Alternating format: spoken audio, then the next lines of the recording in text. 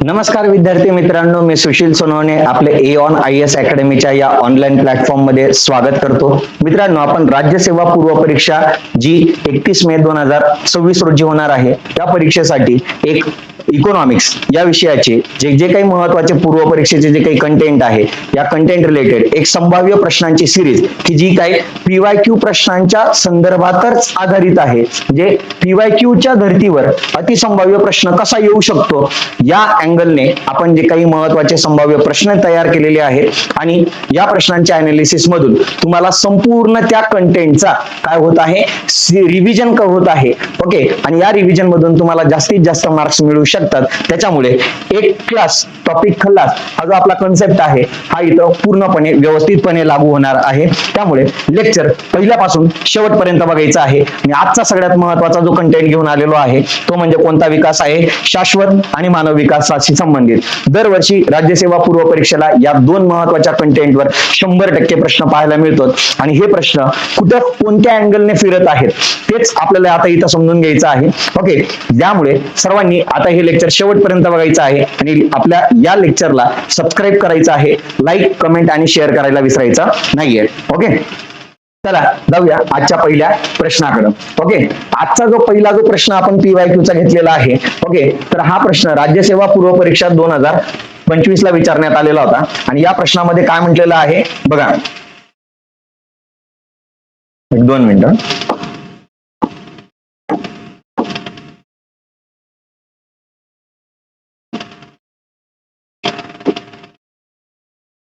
चला बघा काय म्हटलेलं आहे, शाश्वत विकास ही संकल्पना डॅश डॅश मध्ये सादर केलेल्या जागतिक संवर्धन धोरणामध्ये प्रथमच प्रचलित झाली होती. म्हणजेच शाश्वत विकास ही कन्सेप्ट सर्वात पहिल्यांदा खालीलपैकी कोणत्या वर्षी सादर करण्यात आलेल्या जागतिक संवर्धन धोरणामध्ये जाहीर करण्यात आलेली होती. तर आता लक्षात घ्या मित्रांनो की 1980 हे त्याचं उत्तर आहे. ओके, 1980 मध्ये काय करण्यात आलेलं होतं, जागतिक संवर्धन डावपेच. बरोबर का, इथं काय करण्यात आलेलं होतं, जागतिक संवर्धन डावपेच नावाने एक अहवाल प्रकाशित केलेला होता. IUCN चे दोन महत्वाचे तज्ञ होते, international union on conservation of nature या संस्थेचे दोन महत्वाचे व्यक्ती होते. एक इवा बेल्फोर आणि वेक जॅक्सन हे ते दोन व्यक्ती होते.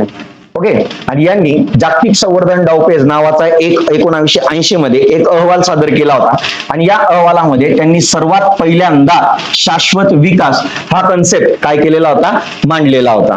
ओके, म्हणून आपल्याला या प्रश्नाचा अँगल सुद्धा माहिती पाहिजे. आता कदाचित तुम्हाला असा प्रश्न विचारला जागतिक संवर्धन डावपेच हा बरोबर मध्ये 1980 मध्ये ही संकल्पना मांडण्यात आलेली होती. तर तुम्हाला असंही सांगण्यात येणार की IUCNच्या इवा बेल्फोर आणि वेक जॅक्सन यांनी 1980 मध्ये सादर केलेल्या जागतिक संवर्धन डावपेचामध्ये खालीलपैकी कोणती संकल्पना अधोरेखित केली होती. बरोबर, म्हणजे प्रश्न तोच राहणार आहे, उत्तर तेच राहणार आहे, फक्त प्रश्न विचारण्याची पद्धत बदलून जाणार आहे. ओके, त्यामुळे लक्षात ठेवायचं आहे की इथं तुम्हाला 3-4 गोष्टी लक्षात ठेवायची. 1980 लक्षात ठेवायचं, IUCN चे हे दोन व्यक्ती लक्षात ठेवायचे, इवा बेल्फोर, वेक जॅक्सन. त्याच्यानंतर यांनी जो अहवाल सादर केला त्याचं नाव होतं जागतिक संवर्धन डावपेच आणि या जागतिक संवर्धन डावपेचा मध्येच त्यांनी कोणता कन्सेप्ट मांडला होता, शाश्वत विकास. ओके, त्याच्यानंतर पुढे जाऊया. मग याच्याशी संबंधित पुढचा प्रश्न बघा, कसा निर्माण होऊ शकतो PYQच्या आधारावर. तर 1983 मध्ये स्थापन झालेल्या जागतिक पर्यावरण व विकास आयोगाच्या पहिल्या अध्यक्षा खालीलपैकी कोण होत्या. तर आपल्याला लक्षात ठेवा मित्रांनो की 1980 मध्ये जेव्हा शाश्वत विकास हा कन्सेप्ट झाला तेव्हा काय करण्यात आलेलं होतं की जागतिक स्तरावर युनायटेड नेशन्सने काय केलं होतं की जागतिक पर्यावरण व विकास आयोगाच्या एक आयोग स्थापन केलेला होता. कोणता आयोग स्थापन केला होता, जागतिक पर्यावरण व विकास आयोग स्थापन केलेला होता. आणि या आयोगाच्या पहिल्या अध्यक्षा खालीलपैकी कोण होत्या. तर याच्या अध्यक्षा होत्या मित्रांनो श्रीमती ग्रो हर्लेन ब्रुटलँड, ज्या नॉर्वेच्या तत्कालीन पंतप्रधान होत्या. नॉर्वेच्या तत्कालीन पंतप्रधान. ओके, आणि याच जागतिक पर्यावरण व विकास आयोगाने सर्वात पहिल्यांदा 1986 ला, बघा बरं का, 1986 ला अवर कॉमन फ्युचर, आपले समान भविष्य नावाने एक अहवाल सादर केलेला होता. बरोबर का, याच आयोगाने आपले समान भविष्य या नावाने 1986 ला एक अहवाल प्रकाशित केलेला होता. आणि याच अहवालामध्ये शाश्वत विकास या संकल्पनेची व्याख्या देण्यात आलेली होती. शाश्वत विकास या संकल्पनेची काय देण्यात आलेली होती? व्याख्या देण्यात आलेली होती. मग शाश्वत विकासाची व्याख्या काय आहे मित्रांनो? तर लक्षात घ्या, शाश्वत विकास म्हणजे आज मानवाने घडवून आणलेला स्वतःचा असा विकास की ज्या विकासामुळे भविष्यातील पिढ्यांचा विकास धोक्यात न येता केलेला विकास. म्हणजेच काय की मानवाने आज आपला स्वतःचा विकास अशा पद्धतीने करायचा आहे की ज्या पद्धतीद्वारे भविष्यामध्ये जन्माला येणाऱ्या पिढ्यांचा जो विकास आहे तो अबाधित राहील, त्याच्यावर कसल्याही प्रकारची आडकाठी आज उद्या परवा येऊ शकत नाही, असा आज स्वतःचा काय करायचा आहे? विकास करायचा आहे. म्हणजे भविष्यातल्या पिढ्यांचा विकास धोक्यात न येऊ देता आजचा केलेला विकास म्हणजे कोणता विकास असतो? शाश्वत विकास असतो. अशी व्याख्या या अवर कॉमन फ्युचर नावाच्या अहवालामध्ये काय करण्यात आली होती? सादर करण्यात आली होती. मग हा अहवाल अवर कॉमन फ्युचर कोणी सादर केलेला होता? तर जागतिक पर्यावरण व विकास आयोगाने जाहीर केलेला होता. कधी जाहीर केला होता? 1986 ला. हा आयोग कधी स्थापन झाला होता? 1983 ला. या आयोगाच्या पहिल्या अध्यक्षा कोण होत्या? आणि एकमेव अध्यक्षा.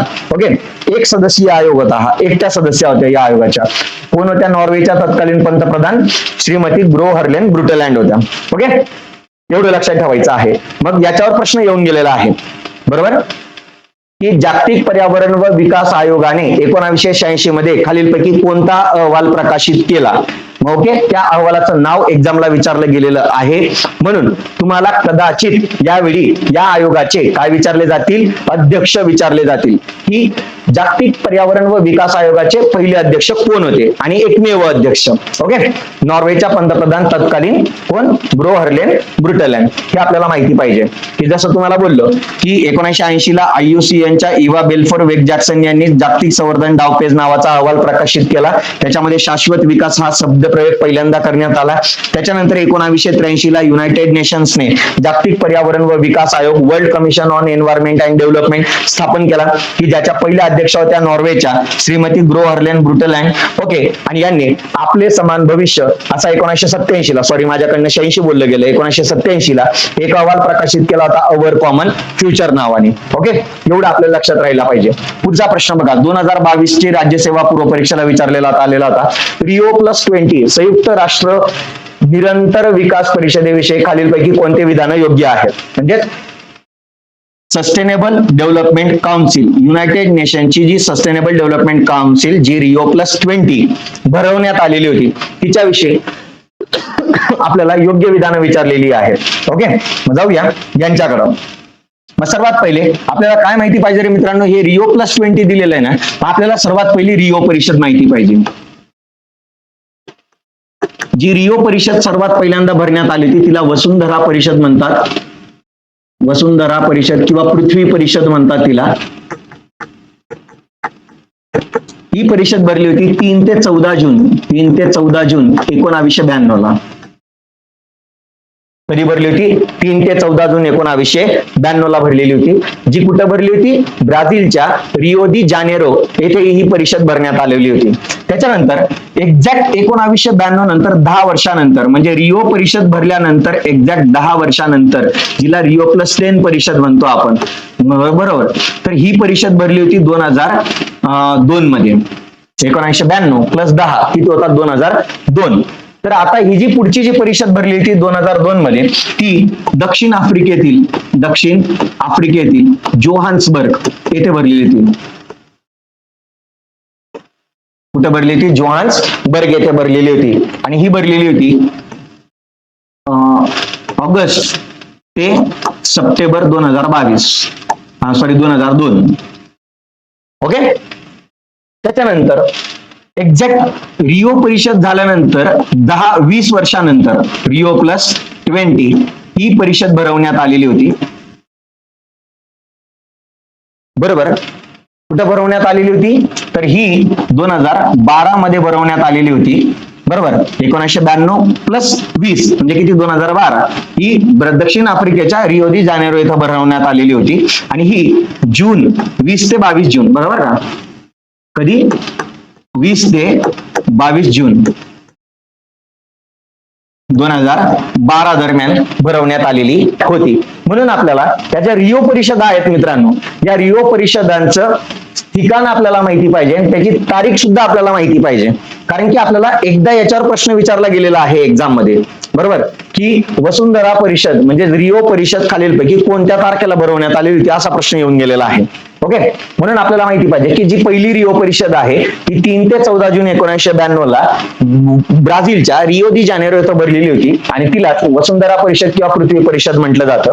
त्याच्यानंतर एक्झॅक्ट 10 वर्षानंतर 2002 ला परत परिषद भरवण्यात आली होती, परंतु ही परिषद ब्राझीलला झाली नाही, तर ही परिषद झाली होती दक्षिण आफ्रिकेच्या जोहान्सबर्ग येथे. त्याच्यामध्ये ऑगस्ट ते सप्टेंबर 2002 मध्ये ही परिषद भरलेली होती. त्याच्यानंतर रिओ प्लस 20 म्हणजे 1992 नंतर एक्झॅक्ट 20 वर्षानंतर रिओ प्लस 20 परिषद भरवण्यात आली, म्हणून तिला 2012 मध्ये भरवली होती आणि ही 20 ते 22 जून 2012 दरम्यान भरलेली होती. ओके. रिओ दी जानेरो येथेच. मग ओके, आता आपल्याला या परिषदेविषयी आपल्याला माहिती घ्यायची. कोणती? रिओ प्लस 20 जी परिषद आहे हिच्याविषयी माहिती घ्यायची आहे. ओके. आता इथं म्हटलं जून 2014 मध्ये ही परिषद ब्राझीलमध्ये पार पाडली होती. तर सांगा मित्रांनो, ही परिषद कधी पार पाडलेली आहे? जून 2012 मध्ये. कधी पार पाडलेली आहे? जून 2012 मध्ये. म्हणजे पहिलं स्टेटमेंट तुमचं काय आहे? चुकीचं आहे. पहिलं स्टेटमेंट काय झालं तुमचं? चुकीचं झालं. दुसरं महत्वाचं की या परिषदेत जगासमोर सहस्त्रक विकास ध्येय, सहस्त्रक म्हणजे काय? मिलेनियम. मिलेनियम विकास म्हणजे काय? डेव्हलपमेंट. आणि ध्येय म्हणजे काय? गोल्स, ज्याला MDG म्हणतो आपण. काय म्हणतो? MDG हे ध्येय मांडण्यात आली. तर आता मला सांगा मित्रांनो की खऱ्या अर्थाने MDG हे जे ध्येय आहे, मिलेनियम डेव्हलपमेंट गोल्स, ही जी काही ध्येय आहे ही सप्टेंबर 2000 सालामध्ये मांडण्यात आली होती. कधी मांडण्यात आली होती? सप्टेंबर 2000 सालामध्ये ही ध्येय मांडण्यात आलेली होती. मग इथं काय म्हटलेले की या रिओ प्लस 20 परिषदेमध्ये मिलेनियम डेव्हलपमेंट गोल्स मांडण्यात आले. तर हे स्टेटमेंट काय मग अगदी चुकीचं आहे. त्याच्यानंतर हरित अर्थव्यवस्था धोरणाविषयी मार्गदर्शक तत्वे या परिषदेत स्वीकारण्यात आली. हे स्टेटमेंट आपण नंतर बघूया. पुढे जाऊया या चौथ्या स्टेटमेंटकडे की या परिषदेत संयुक्त राष्ट्र पर्यावरण कार्यक्रमाचे सर्व अधिकार काढून घेण्यात आले. असं काहीच या परिषदेमध्ये करण्यात आलेलं नव्हतं. म्हणजे चौथं स्टेटमेंट अगदी चुकीचं आहे. मग उरला काय ऑप्शन? फक्त एकच की या रिओ प्लस 20 परिषदेमध्ये हरित अर्थव्यवस्था धोरणाविषयीची मार्गदर्शक तत्वे की ग्रीन इकॉनॉमी तयार करण्यासाठी जी काही मार्गदर्शक तत्वे आहेत, तर ही तत्वे यामध्ये काय करण्यात आली होती? स्वीकारण्यात आलेली होती. म्हणजे इथं आपण असं म्हणू शकू की सस्टेनेबल डेव्हलपमेंट गोल्स, बरोबर, हे तयार करण्याचे ठरविण्यात आले.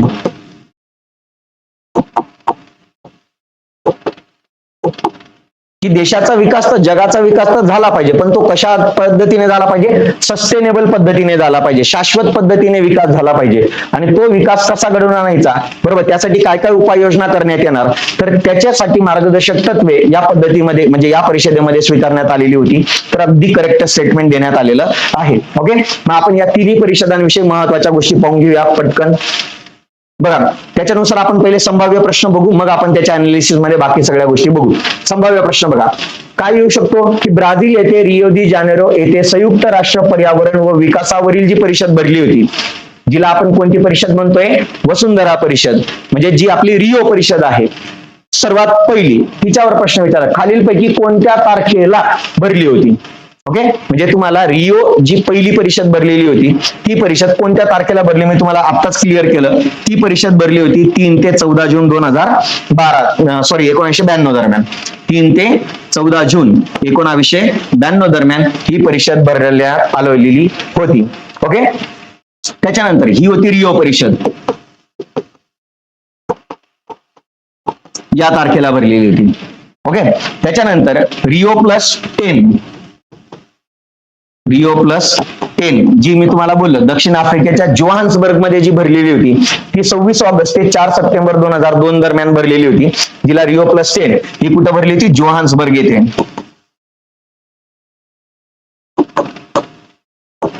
ओके.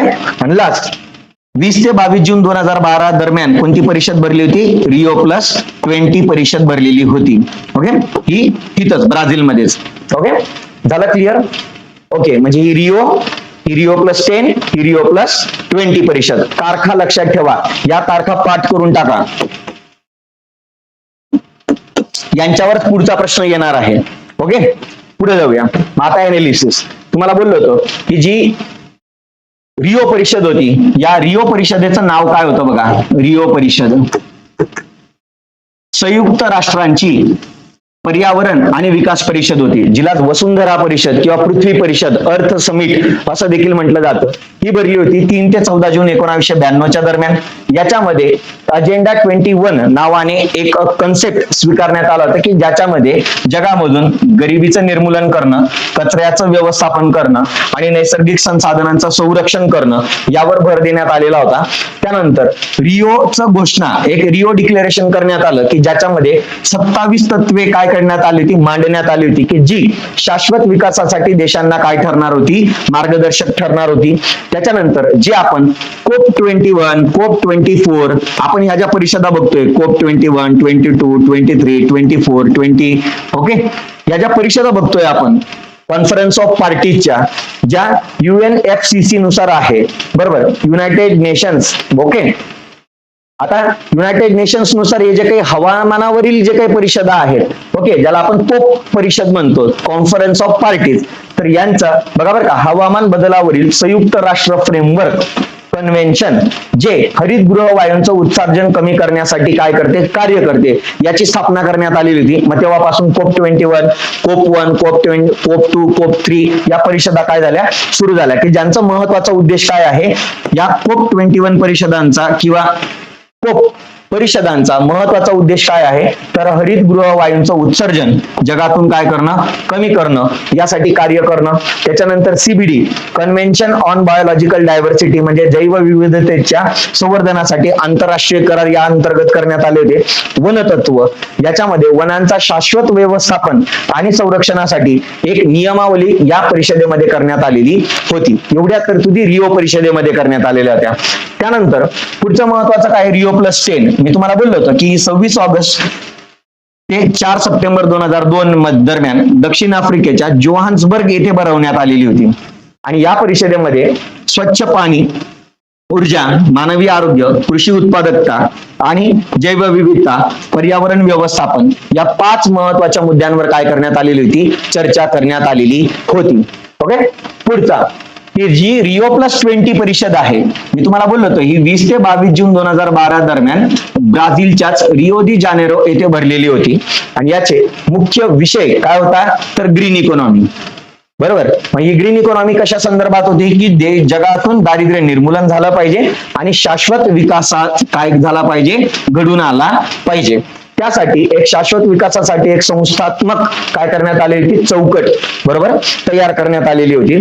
त्याच्या पुढं परिषदेचा परिणाम काय झाला, तर या परिषदेचं जे आउटपुट होतं, तर या परिषदेने एक अहवाल सादर केला, द फ्युचर वी वॉन्ट नावाने.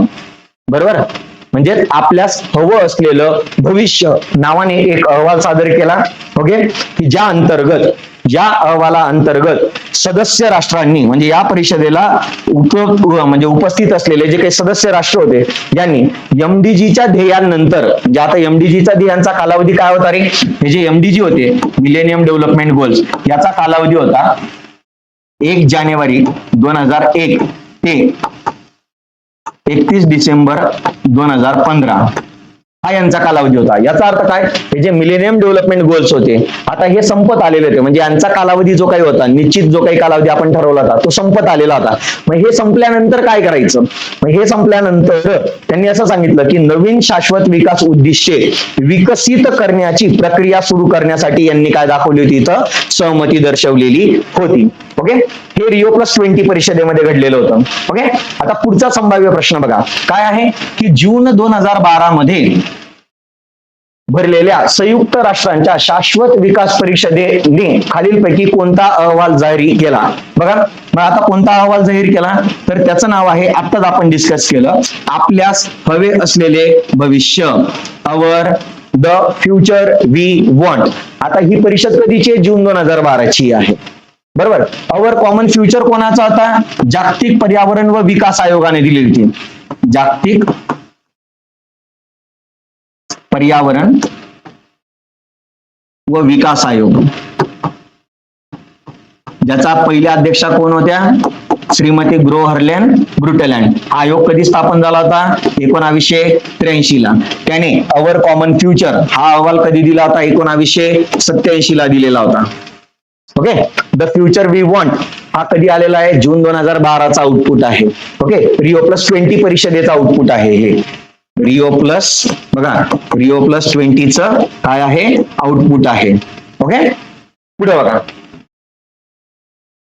राज्यसेवा पूर्व परीक्षा 2021 काय म्हटलेलं आहे? पुढील पैकी यांचा किंवा याचा सहस्त्रकीय विकास उद्दिष्टांमध्ये समावेश होत नाही. मग आता बघा, कोणाचा समावेश होत नाहीये? तर आता बघूया आपण कोणाचा समावेश MDGच्या ध्येयांमध्ये होत नाही. एक, सार्वत्रिक प्राथमिक शिक्षण प्राप्त करणं, हे तर आहेच MDGचं ध्येय. स्त्री पुरुष समानतेस प्रोत्साहन देणं म्हणजे लैंगिक समानता निर्माण करणं, हे पण एक ध्येय आहे. अर्भक मृत्यूचं प्रमाण कमी करणं. आता बघा, इथं अर्भक म्हटलेलं आहे, ज्याला इन्फंट म्हटलं जातं. ओके. आणि इन्फंट म्हणजे काय? 1 वर्षाच्या आतील बाळ.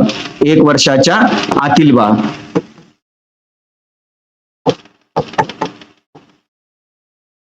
बरोबर. तर MDGच्या ध्येयांमध्ये इन्फंट नसून चाइल्ड म्हटलेलं आहे. चाइल्ड मॉर्टॅलिटी रेट आहे.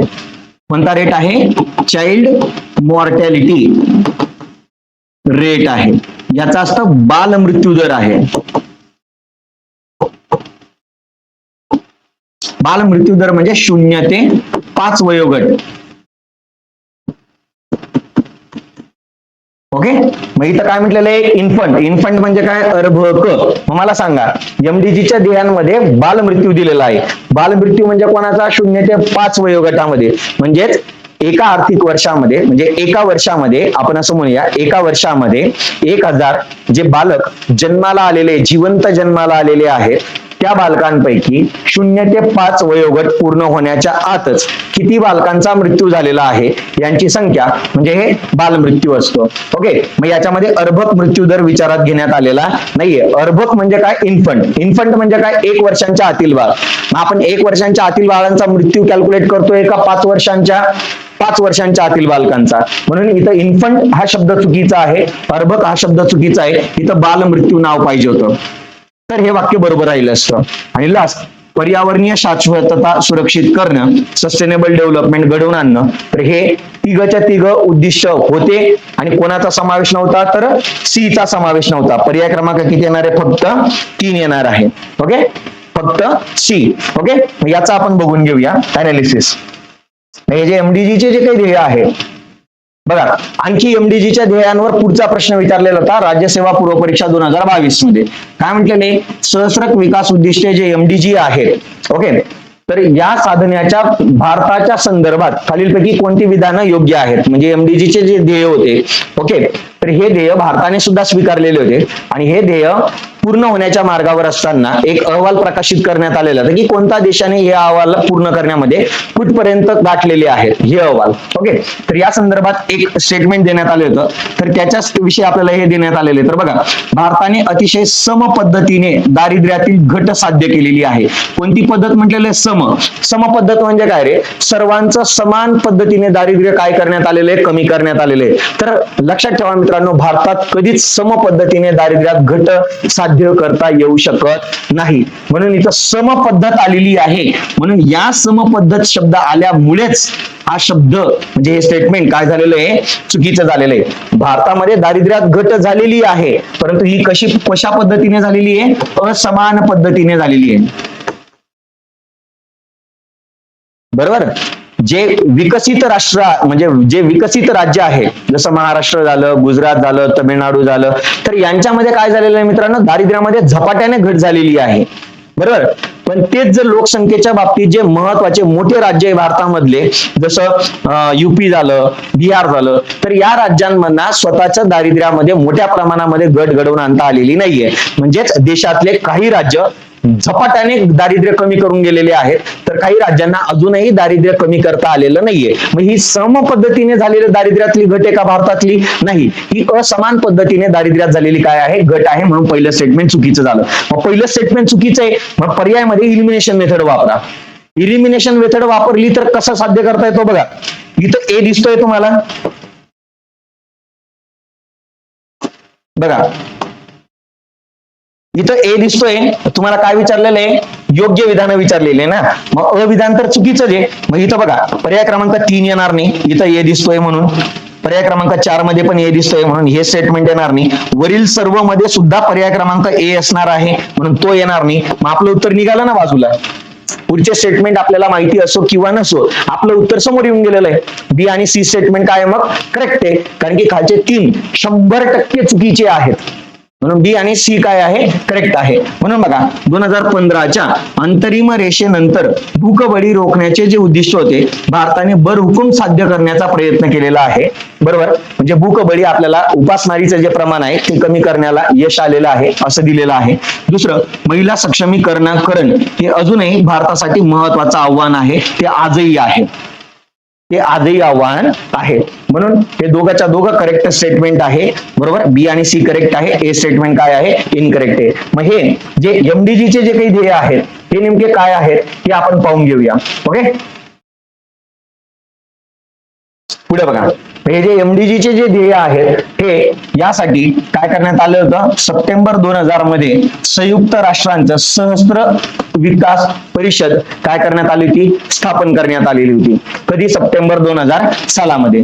आणि या परिषदेचा मुख्य उद्दिष्ट काय होतं? की जगामधून गरिबी असेल, भूक असेल, रोग असेल, निरक्षरता असेल, पर्यावरणीय ऱ्हास असेल किंवा महिलांविरोधी जो काही भेदभाव केला जात आहे, ओके, तर यांना हद्दपार करण्यासाठी, या घटकांना हद्दपार करण्यासाठी कालबद्ध म्हणजे विशिष्ट कालावधीत पूर्ण होतील असे आणि मोजता येतील असे आपल्याला ध्येय काय करायची होती? निश्चित करायची होती. ओके, पुढं याचा परिणाम काय झाला मग? तर त्याचा आराखडा सहस्त्रक विकास लक्ष्यांच्या स्वरूपात समोर आला. म्हणजेच हे ठरवण्यासाठी, या गोष्टी साध्य करण्यासाठी आपण एक विशिष्ट उद्दिष्टांचा काय केला? एक ध्येयांचा आपण एक आराखडा तयार केला. त्या ध्येयांनाच एमडीजी ध्येय म्हटली जाऊ लागली. ओके, मग त्याच्यामध्ये बघा जे सप्टेंबर 2000 सालामध्ये 8 ध्येय, त्या 8 ध्येयांशी संबंधित 18 लक्ष्ये आणि 18 लक्ष्यांशी संबंधित 48 इंडिकेटर्स यांचा समावेश असलेला एमडीजी जगासाठी काय करण्यात आला? जाहीर करण्यात आला. मुळात हे जे एमडीजीचे जे ध्येय आहेत हे कोणी बघा बरं का, ही जी परिषद होती ही परिषद कोणी भरवली? विकसित देशांनी. ही परिषद कोणी भरवली? विकसित देशांनी भरवली. बरोबर, यांनी काय केलं? एमडीजी ध्येय तयार केले.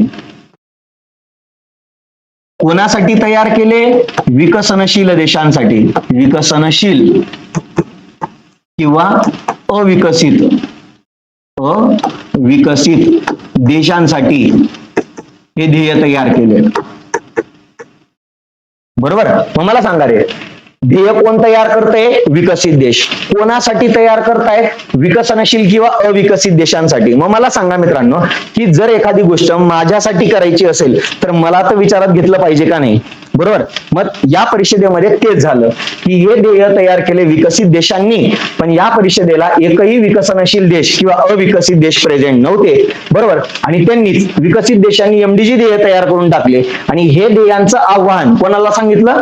की जे देशामध्ये विकसनशील जगामध्ये किंवा अविकसित देश होते त्यांना सांगितलं की हे ध्येय आहेत आणि हे ध्येय तुम्हाला एका कालबद्ध कार्यक्रमामध्ये काय करायचे आहेत? साध्य करायचे आहेत. आणि तारीख सुद्धा डिक्लेअर करून दिली त्यांनी. 1 जानेवारी ते 31 डिसेंबर 2015. 1 जानेवारी 2001 ते 31 डिसेंबर 2015 दरम्यान तुम्हाला हे पूर्ण करायचे. आणि मग याच्यामध्ये 2 वेळा बदल झाला. 2003 ला 8 ध्येय, 48 लक्ष्ये, 53 निर्देशांक होते. 2008 ला 8 ध्येय, 21 लक्ष आणि 60 निर्देशांक होते. ओके, पुढे बघा, मग ते कोणकोणते होते तर आपल्याला लक्षात ठेवावं लागेल. तर सर्वात पहिले काय आहे? दारिद्र्य आणि भूक या दोघांचं निर्मूलन करणं.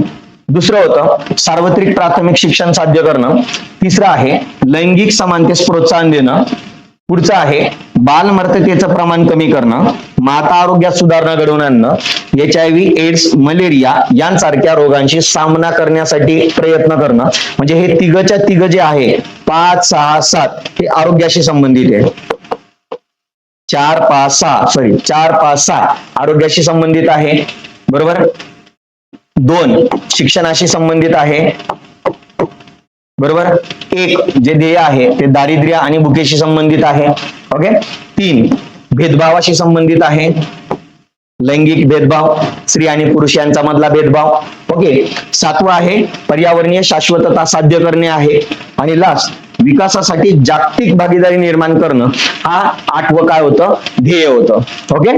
मग हे 8च्या 8 ध्येय आपल्याला लक्षात ठेवावं लागतील. कसं बघा, पहिलं दारिद्र्य आणि भुकेशी संबंधित आहे. तिसरं कोणाशी संबंधित आहे बघा, दुसरं सार्वत्रिक शिक्षणाशी संबंधित आहे. तिसरं लैंगिक समानतेशी संबंधित आहे. चौथं आरोग्याशी संबंधित आहे. आरोग्याशी संबंधित 3 ध्येय आहेत. पहिलं बालमृत्यूचं प्रमाण कमी करणं. बघा, बालमर्ततेचं प्रमाण कमी करणं. बालमर्तता म्हणजे 0 ते 5 वयोगटातील ज्या बालकांचा मृत्यू होत आहे त्यांची संख्या वर्षभरामध्ये कमी करणं. त्याच्यानंतर माता आरोग्यात सुधारणा घडवून आणणं 5वं. 6वं HIV, एड्स, मलेरिया यांसारख्या रोगांचा सामना करण्यासाठी उपाययोजना तयार करणं. 7वं पर्यावरणीय शाश्वतता साध्य करणं. आणि लास्ट मग जागतिक विकासासाठी म्हणजे विकासासाठी जागतिक भागीदारी निर्माण करणं. हे ते 8 ध्येय होते. ओके. चला मग चौथा प्रश्न बघा, जो संभाव्य प्रश्न आहे की जो याच्यावर येऊ शकतो. सहस्त्रक विकास ध्येयांबद्दल कोणती जोडी अयोग्य आहे? तर आपल्याला पहिलं माहिती आहे मित्रांनो, पहिलं जे ध्येय आहे तर ते कोणाशी आहे, दारिद्र्य आणि भूक. दारिद्र्य आणि भूक.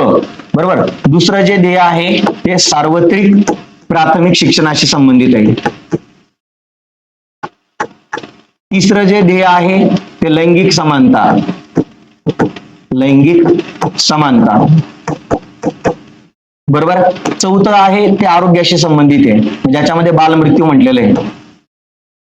बालमृत्यू कमी करणं. 5वं आहे माता मृत्यू कमी करणं. बरोबर. 6वं आहे HIV, एड्स. बरोबर.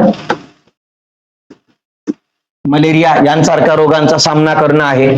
7वं आहे पर्यावरणीय शाश्वतता. आणि 8वं आहे जागतिक विकासासाठी भागीदारी निर्माण करणं. हे 8 ध्येय आपले तोंडपाठ असले पाहिजे. ओके. मग आता आपल्याला इथे दिलेलं MDG 4 म्हणजे चौथं ध्येय कोणाशी संबंधित आहे, बालमृत्यू. अगदी करेक्ट आहे. 5वं ध्येय कोणाशी संबंधित आहे बघा, माता मृत्यू दर कमी करणं. पण इथं काय म्हटलेलं आहे, लैंगिक समानतेस प्रोत्साहन देणं. मग लैंगिक समानतेस प्रोत्साहन देणं ध्येय कितवं आहे, तिसरं ध्येय आहे. आणि इथं दिलेलं कितवं आहे, 5वं. म्हणून हे पर्याय क्रमांक दुसरा जोडी चुकीची लागलेली आहे. 6वं बघा HIV, एड्स आहे का, यस आहे. 7वं पर्यावरणीय शाश्वतता आहे का, आहे. तर 3 पण करेक्ट आहे, 4 पण करेक्ट आहे. पर्याय क्रमांक 2 चुकीचा आहे. पुढे जाऊया. पुढचा प्रश्न बघा, राज्यसेवा पूर्व परीक्षा 2021 काय म्हटलेलं आहे, शाश्वत विकास ध्येयांच्या संदर्भात खालीलपैकी कोणते विधान योग्य आहे. ओके. कोणतं विधान योग्य आहे म्हणजे SDGच्या ध्येयांबद्दल कोणतं विधान योग्य आहे असा प्रश्न आपल्याला विचारलेला आहे. ओके. मग याच्यामध्ये बघूया आपण याचं उत्तर काय येतंय. ओके. शाश्वत विकासाच्या संदर्भातील संयुक्त राष्ट्रांची जी परिषद आहे रिओ दी जानेरो येथे 2015 मध्ये भरलेली होती. तर नाही मित्रांनो, हे विधान चुकीचं आहे. शाश्वत विकासाच्या संदर्भात जी काही संयुक्त राष्ट्रांची परिषद भरली होती ही रिओ दी जानेरो येथे नव्हे तर न्यूयॉर्क येथे भरलेली होती. कुठं भरली होती, न्यूयॉर्क येथे 2015 मध्ये भरलेली होती. म्हणून तिथं रिओ दी जानेरो आलं, म्हणून पहिलं स्टेटमेंट चुकीचं झालं. 15ला परिषद भरली हे वाक्य बरोबर आहे, पण ही परिषद रिओ दी जानेरो येथे भरलेली नसून कुठं भरली होती, न्यूयॉर्क येथे भरलेली होती. दुसरं, शाश्वत विकास ध्येय जागतिक ध्येय म्हणून ओळखली जातात. अगदी बरोबर आहे. हे जागतिक ध्येय बघ, जसं MDG हे फक्त विकसनशील आणि अविकसित देशांसाठी लागू होते, तसं SDGचे जे ध्येय आहे सस्टेनेबल डेव्हलपमेंट जी गोल्स आहेत ती जगातल्या प्रत्येक देशाला लागू आहेत. बरोबर. मग ते विकसित असो की विकसनशील असो की अविकसित असो, जगातल्या प्रत्येक देशाला ही ध्येय साध्य करायचीच आहेत, म्हणून त्यांना जागतिक ध्येय म्हटली जातात. पुढं, शाश्वत विकास ध्येयांनी सहस्त्र विकास ध्येयांची जागा घेतली, म्हणजेच SDGने MDGची जागा घेतली. बरोबर आहे. कारण की MDGचा कालावधी संपला होता. 31 डिसेंबर 2015ला MDGचा कालावधी संपला होता. म्हणून पुढचे जे ध्येय SDG याचा कालावधी 1 जानेवारी 2016 ते 31 डिसेंबर 2030 पर्यंत आपल्याला हे काय करायचे आहे, साध्य करायचे आहेत. ओके, पुढे बघा. म्हणून हे बरोबर आहे वाक्य. शाश्वत विकास ध्येय जानेवारी 2012 पासून अस्तित्वात आली. तर हे स्टेटमेंट काय आहे, चुकीचं आहे. मी आताच तुम्हाला तारीख सांगितली. लागू कधी झालेलं आहे, 1 जानेवारी 2016 ते 31 डिसेंबर 2030 या कालखंडादरम्यान हे लागू असतील. म्हणून चौथं स्टेटमेंट काय दिलेलं आहे, चुकीचं. आपल्याला विचारलं कोणतं आहे, योग्य स्टेटमेंट विचारलेलं आहे. मग योग्य विधान कोणतं आहे, बी आणि सी. पर्याय क्रमांक किती येणार आहे, 3 येणार आहे. ओके, पुढे जाऊया. मग हे बघून घ्या. संयुक्त राष्ट्र विकास परिषद जी काही आहे ही 2015 मध्ये भरलेली होती. कुठे भरली होती, 25 ते 27 सप्टेंबर 2015 दरम्यान. कुठे भरली होती, न्यूयॉर्क येथे भरली होती, रिओ दी जानेरो येथे भरली नव्हती. पुढं यांनी transforming our world the 2030 agenda for the sustainable development नावाने एक अहवाल प्रकाशित केला होता.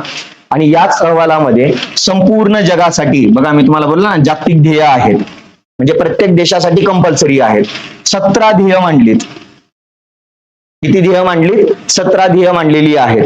शाश्वत विकास लक्ष्य मांडलेली आहेत. आता हे आपल्याला कधीपर्यंत पूर्ण करायचे, 1 जानेवारी 2016 ते 31 डिसेंबर 2030 पर्यंत आपल्याला ही ध्येय काय करायची आहेत, पूर्ण करायची आहेत.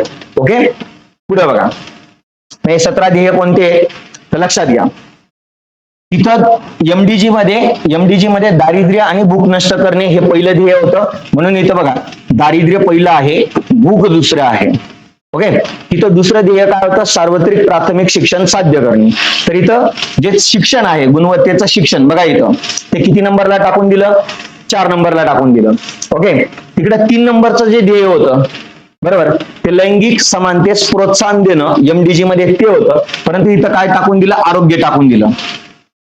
बरोबर, पुढे बघा. आणि जे लिंग समानता होतं एमडीजी मध्ये, बघा लिंग समानता हे एमडीजीचं ध्येय किती होतं, 3रं. प्राथमिक शिक्षणाचं इथं यांचं कोणतं होतं, एमडीजी क्रमांक 2 होता हा. ओके, आणि हे दोघं एमडीजी क्रमांक किती होता, 1 होता.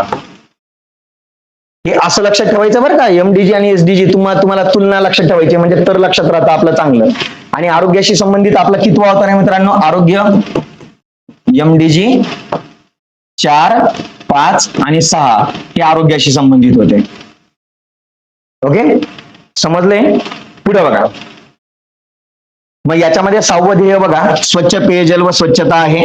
परवडण्याजोगे स्वच्छ ऊर्जा आहे 6वं. 7वं, चांगली कार्यस्थिती आणि आर्थिक वाढ घडवून आणणं आहे. उद्योग, नवाचार व पायाभूत संरचना निर्माण करणं आहे. जगातून आर्थिक विषमता जी काही आहे ती कमी करायची आहे. बरोबर, हे 10वं लक्षात ठेवा. शाश्वत शहरे व समुदाय निर्माण करणं होतं. जबाबदार उपभोग उत्पादन निर्माण करणं आहे. हवामान कृती आपल्याला घडवून आणायची आहे. हवामानामध्ये जो काही बदल होत आहे तो आपल्याला पूर्ववत करायचा आहे. पाण्याखालील जीवन पूर्ववत करायचं आहे. जमिनीखालील जीवन पूर्ववत करायचं आहे. बरोबर, शांतता व न्याय मजबूत संस्था निर्माण करायची आहे. आणि लक्ष्यपूर्तीसाठी आपल्याला भागीदारी निर्माण करायची आहे. ओके, असे हे 17 ध्येय होते. यांच्यापैकी IMP ध्येय इथं मी जेवढ्यांना टिक केलेलं आहे बघा, 1, 2, 3, 4, 5, 6, 7 हे 7 ध्येय तुमचे तोंडपाठ पाहिजे पहिले. त्याच्यानंतर इथं 10वं ध्येय तोंडपाठ पाहिजे तुमचं, विषमता कमी करणं. त्याच्यानंतर 13, 14, 15 हे तुमचे तोंडपाठ पाहिजे. ओके, एवढे 7-8 ध्येय तुमच्या लक्षात राहायला पाहिजे, कारण की पुढचा प्रश्न तोच येणार आहे. योग्य जोडी कोणती, अयोग्य जोडी कोणती, किंवा जोड्या लावा असाच प्रश्न येणार आहे या एसडीजीच्या ध्येयांवर. ओके, म्हणून पुढचा प्रश्न बघा, योग्य जोड्या लावा. संभाव्य प्रश्न घेतलेला आहे आणि याच्यामध्ये तुम्हाला जोड्या लावायच्या आहे.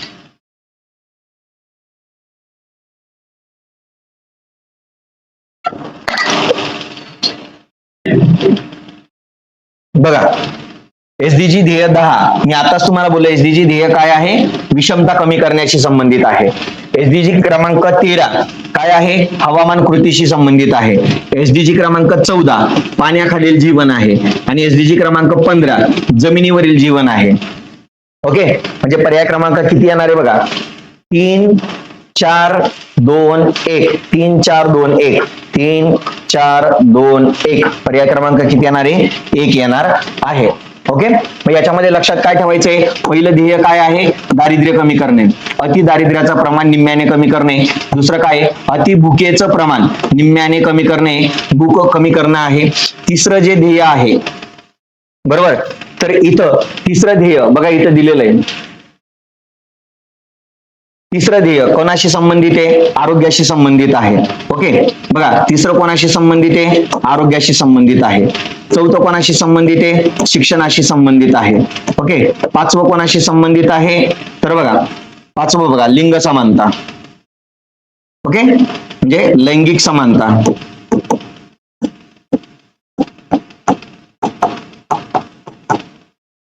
ओके, एवढे जरी आपल्या लक्षात राहिले आणि हे आत्ताचे हे 4 जोड्या, ओके, तरी सफिशियंट आहे की तुम्ही तुमच्या जोड्या आरामात लागू करू शकतात. ओके, पुढे बघा, राज्यसेवा पूर्व परीक्षा 2025 मध्ये विचारण्यात आलेला प्रश्न आहे. ओके, काय आहे प्रश्न, तर बघा 2020 मध्ये जाहीर करण्यात आलेल्या शाश्वत विकास लक्ष्य निर्देशांकात भारत कोणत्या स्थानावर आहे, तर 2020 मध्ये जो सस्टेनेबल डेव्हलपमेंट रिपोर्ट जाहीर करण्यात आलेला होता, बरोबर, जो बघा बरं का, हा जो सस्टेनेबल डेव्हलपमेंट म्हणजे जो रिपोर्ट आहे, हा SDSN म्हणजे सस्टेनेबल डेव्हलपमेंट सोल्युशन नेटवर्क नावाची एक संस्था आहे. या संस्थेद्वारे जाहीर केला जातो 2015 पासून. कधीपासून जाहीर केला जातोय, 2015 पासून जाहीर केला जात आहे. ओके, मग आता बघा, तेव्हा याचा जो क्रमांक होता तो कितवा होता, 2017 म्हणजे 117 होता याचा क्रमांक. ओके, मग हा जो सेम जो SDR आहे, आता हा रिसेंटली 2025 मध्ये जाहीर झालेला आहे. ओके, मग 2025 मध्ये जो जाहीर झालेला आहे, बरोबर, तर या 2025च जो ध्येय म्हणजे SDR आहे, हा 100% येणाऱ्या एक्झाम मध्ये काही ना काही प्रश्न घेऊन पाहायला मिळू शकतो. म्हणून आता आपण हा पाहून घेऊया कोणता आहे, तर बघा हा 10वा रिपोर्ट आहे. 2000 बघा ना, सिंपल आहे ना, 2015 पासून जर मोजण्यात येते तर 2025 ला हा कितवा असणार आहे, 10वा रिपोर्ट असणार आहे. ओके, मग या 2025च्या रिपोर्ट मध्ये भारत 167 देशांच्या यादीमध्ये 99व्या स्थानावर आलेला आहे आणि भारताचे जे गुण आहे 66.95 गुण आहे. म्हणजे जवळपास आपण 67 गुणांपर्यंत पोहोचलेलो आहोत आणि याच्यामध्ये 100 गुण प्राप्त झाले, याचा अर्थ आपण 17च्या 17 ध्येय पूर्ण केलेली आहेत असं मानलं जातं. ओके, 0 गुण असेल तर आपण अजूनही फार या विकास ध्येयांच्या मागे प्राप्त करण्यामध्ये कुठं आहोत, सर्वात मागे आहोत असं मानलं जाणार. मग भारताची प्रगती होत आहे का, तर यस, 2023 मध्ये भारताचे 63 गुण होते, 2024 मध्ये वाढून ते 64 झाले आणि भारताची रँक पण बघा 2023 ला 112व्या क्रमांकावर होतो, 2024 ला 109व्या क्रमांकावर होतो आणि आज आपण 100च्या आत आलेलो आहे. म्हणजे एवढ्या 10 वर्षांमध्ये पहिल्यांदा भारत 100च्या आत आलेला आहे आणि हे भारतासाठी मोठी गोष्ट आहे. म्हणून येणाऱ्या राज्यसेवेच्या पूर्व परीक्षेला याच्यावर 100% प्रश्न राहील म्हणजे राहीलच. ओके, पुढे बघा, मग याच्यानुसार प्रथम 3 देश कोणते आहेत, तर पहिला देश आहे फिनलँड, दुसरा आहे स्वीडन, तिसरा आहे डेन्मार्क. त्यांचा स्कोअर बघा 90च्या आसपास आहे.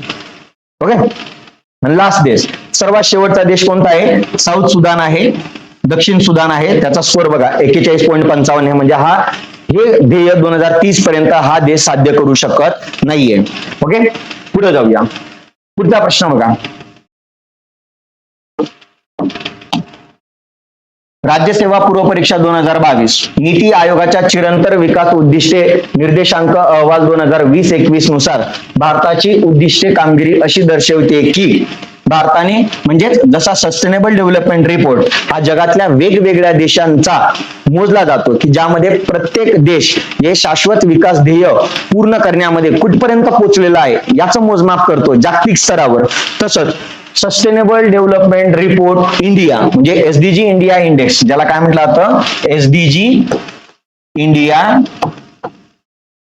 इंडेक्स, SDG इंडिया इंडेक्स हा जो रिपोर्ट आहे, बरोबर, तर या रिपोर्ट मध्ये भारतातलं राज्य, भारतातले जे 28 राज्य आहेत आणि जे 8 केंद्रशासित प्रदेश आहेत हे ध्येय SDGचे ध्येय प्राप्त करण्यामध्ये कुठपर्यंत पोहोचले याचं मोजमाप करण्याचं जे काम आहे ते sustainable development goals India index करत आहे. आणि हा जो अहवाल आहे हा भारताचा नीती आयोग, कोणता आयोग, नीती आयोग मोजत असतो. ओके, मग त्याविषयी आपल्याला आता प्रश्न दिलेला होता की भारताचा निर्देशांक 2020-21 मध्ये 66 पर्यंत सुधारलेला आहे. 2019-20 मध्ये 60 होता, तर 18-19 मध्ये 57च होता. अगदी करेक्ट स्टेटमेंट दिलेलं होतं. पुढं 2020-21 मध्ये कोरोना संकट असतानाही भारताने 15 पैकी 8 उद्दिष्टांबाबत उत्तम कामगिरी केलेली आहे. बरोबर. तर दोघंच्या दोघं पर्याय काय देण्यात आलेले होते, करेक्ट देण्यात आलेले होते. तुम्हाला इथं योग्य पर्याय विचारलेलं होतं, तर दोघंच्या दोघं स्टेटमेंट काय होते, करेक्ट होते. ओके, दोघंच्या दोघं स्टेटमेंट करेक्ट आहे. मग आपण पाहून घेऊया, हा जो एसडीजी इंडिया इंडेक्स आहे, हा सर्वात पहिल्यांदा 2000 कधी मोजण्यात आला होता, 17-18 मध्ये मोजण्यात आलेला होता. ओके, त्याच्यानुसार आपण सध्या संभाव्य प्रश्न काय निर्माण केलेला आहे बघा, की नीती आयोगाच्या शाश्वत विकास उद्दिष्ट निर्देशांक 2023-24 जो रिसेंटली जाहीर झालेला आहे, ज्याला आपण एसडीजी इंडिया इंडेक्स म्हणतो. बघा, ज्याला आपण काय म्हणतो, एसडीजी इंडिया इंडेक्स, जो सध्याचा 4.0 आहे, म्हणजे चौथा निर्देशांक आहे हा भारताचा. नीती आयोगाने हा चौथा इंडेक्स जारी केलेला आहे 2023-24 मध्ये. त्याविषयी आपल्याला अचूक विधान कोणते नाही, म्हणजे बरोबर विधान कोणतं नाही, म्हणजे चुकीचं विधान विचारलेलं आहे. चुकीचं विधान कोणतं आहे त्याच्यानुसार जाऊया. 2020-21च्या 66 गुणांवरून प्रगती करत भारताने 2023-24 मध्ये 71 गुण प्राप्त केलेले आहेत. तर हे अगदी करेक्ट स्टेटमेंट देण्यात आलेलं आहे मित्रांनो, की भारताचा जो स्कोर होता तो सुरुवातीला डायरेक्ट पहिल्या निर्देशांकामध्ये 57 होता. 57 प्रगती करत तो 60 झाला, 60चा तो 66 झाला, 66चा तो आता डायरेक्ट 71 झालेला आहे. ओके, मग ही चांगली गुणांची कमाई केलेली आहे. दुसरं, झारखंड राज्याने 57 गुण प्राप्त करत देशात शेवटच्या स्थानावर आहे. तर लक्षात घ्या मित्रांनो, तर हे झारखंड नसून हे आहे बिहार राज्य आहे. बिहार राज्य या निर्देशांकानुसार सर्वात खालचं राज्य आहे, की बिहारला 57 गुण प्राप्त करून बिहार कितव्या नंबरवर आहे, सर्वात शेवटच्या स्थानावर आहे. म्हणजेच बिहारचा 28वं राज्य आहे, 27वं राज्य झारखंड आहे. सगळ्यात खालचं राज्य कोण आहे, बिहार, 28वं राज्य. आणि 27वं राज्य कोणतं आहे, झारखंड. राज्यांमध्ये. ओके, पुढे बघा, म्हणजे इथं झारखंड उत्तर चुकीचं आहे, तिथं काय पाहिजे होतं, बिहार पाहिजे होतं. पुढं, केरळ आणि उत्तराखंड राज्याने प्रत्येकी 79 गुण प्राप्त करून देशात अव्वल स्थान कायम ठेवलं आहे. तर अगदी करेक्ट आहे. केरळ आणि उत्तराखंड या दोघांना 79 गुण प्राप्त झालेले आहेत आणि यांनी देशामध्ये अव्वल स्थान प्राप्त केलेले आहे. अगदी करेक्ट आहे, दोघांना पण 79 गुण आहेत. आणि एसडीजी 6 आणि एसडीजी 7 म्हणजे परवडण्याजोगे स्वच्छ पिण्याचं, बघा 6 आहे पिण्याचं पाणी आणि 7 आहे स्वच्छ ऊर्जा. या दोघांच्या ध्येयांमध्ये केलेल्या सुधारणांमुळेच 71 गुण प्राप्त झालेले असं म्हणण्यात आलेलं आहे. तर हे स्टेटमेंट देखील काय देण्यात आलेले, अगदी करेक्ट देण्यात आलेलं आहे. चुकीचं स्टेटमेंट फक्त झारखंडच्या ऐवजी काय पाहिजे होतं, बिहार पाहिजे होतं. ओके, मग बघा 2023-24 मध्ये जो अहवाल सादर केलेला होता तो कितवा होता, चौथा अहवाल होता. ओके, या चौथ्या अहवालामध्ये 113 निर्देशांकाचा वापर करून 16 उद्दिष्टांच्या संदर्भात हा तयार करण्यात आलेला होता.